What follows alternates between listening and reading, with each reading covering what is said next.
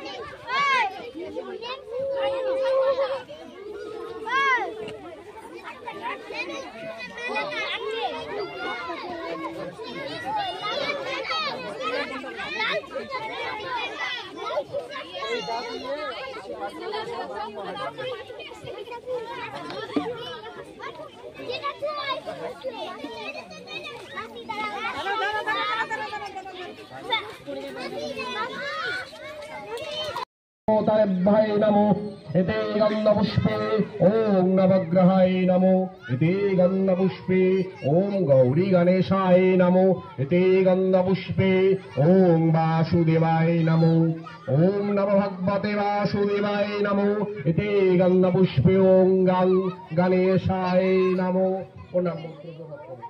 बोलो ओम खरबं स्थूलं गजेन्द्रं वदनं लंबदनं सुंदरं प्रसन्ना गंधरुक्तमोदुपोपवा गंधलामोदन्तः तोतारितारि रोधिरिसिन्धुशभाकरं बन्धशैलसुतगणवतीं सिद्धिकं नमो नमाय नमो ओं एकदन्तं महाकायं लंबदनं गजानमो विघ्ननाशकरं देवं प्रपन्नमहो नमाय नमो।